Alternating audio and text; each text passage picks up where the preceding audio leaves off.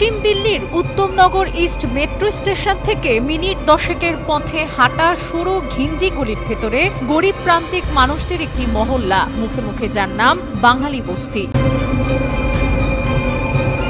তবে গত প্রায় 2 মাস ধরে এই বস্তির মানুষজন ভয়ে সিঁটিয়ে আছে। কারণ বলা নেই, কোয়া নেই, দিনে দুপুরে বা রাত বিরাতেও মহল্লায় হানা দিচ্ছে দিল্লি পুলিশের টিম।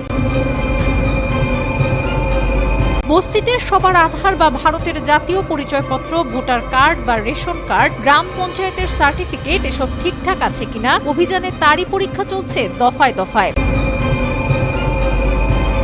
আর কোনো নথিপত্র ঠিকঠাক দেখাতে না পারলে অবৈধ বাংলাদেশি অনুপ্রবেশকারী সন্দেহে ধরে নিয়ে যাচ্ছে পুলিশ। দিল্লি থেকে যুক্তরাষ্ট্র, মার্কিন প্রেসিডেন্ট ডোনাল্ড ট্রাম্পের অনুপ্রবেশকারী হঠাও নীতির কোপ এবার ভারতের অভিবাসীদের ওপর। ইতিমধ্যে 205 জন ভারতীয় দেশ থেকে বিতাড়িত করার প্রস্তুতি নিচ্ছে আমেরিকা। শঙ্কিত ভারতীয়রা, একেই কি বলে প্রকৃতির বিচার? আমেরিকার অভিবাসন নীতি একের পর এক দেয়াল গড়ে তুলছে অভিবাসীদের জন্য। এর ধারাবাহিকতায় ট্রাম্প প্রশাসন এবার ভারতের অভিবাসীদের ওপর কঠোর পদক্ষেপ নিতে চলেছে।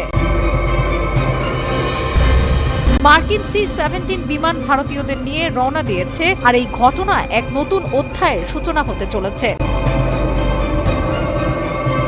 রয়টার্সের সূত্রের ভিত্তিতে জানা গেছে, আমেরিকার সামরিক বিমান ইতিমধ্যে ভারতে রওনা দিয়েছে। তবে এক প্রশ্ন বারবার উঠছে, কেন এতদিন পর এই কঠোর পদক্ষেপ? এর কারণ কি? মার্কিন প্রশাসন এমন ভারতের অভিবাসীদের অনুপ্রবেশকারী হিসেবে চিহ্নিত করেছে যাদের বিরুদ্ধে নথিপত্রের অভাব রয়েছে। তাহলে কি শুধুমাত্র নথিপত্রের অভাবের কারণেই তাদের ফেরত পাঠানো হচ্ছে? ভারতের 18,000 অবৈধ অভিবাসীকে ইতিমধ্যে চিহ্নিত করা হয়েছে বলে রিপোর্ট এসেছে। তবে ভারতের পররাষ্ট্রমন্ত্রী এস জয়শঙ্কর সাফ জানিয়ে দিয়েছেন, ভারতের কোনো আপত্তি নেই অবৈধ অভিবাসীদের ফেরত নিতে।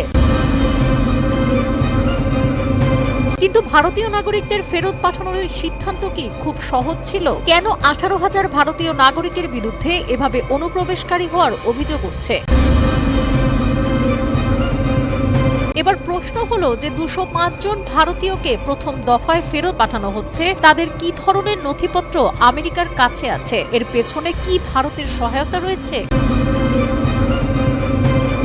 মনে করা হচ্ছে, ভারত হয়তো নাগরিকত্বের প্রমাণ সংগ্রহ করতে সাহায্য করেছে, যাতে অভিবাসীরা দেশে ফেরত যেতে পারে। কিন্তু ভারত সরকারের এই পদক্ষেপ নিয়ে কি কোনো নৈতিক দ্বন্দ্ব উঠতে পারে? একদিকে ট্রাম্প প্রশাসনের কঠোর অভিবাসন নীতি, অন্যদিকে ভারতের বিদেশি নীতি, এই দুয়ের মধ্যে কি একটি নতুন কূটনৈতিক অমীমাংসিত সমস্যা তৈরি হবে?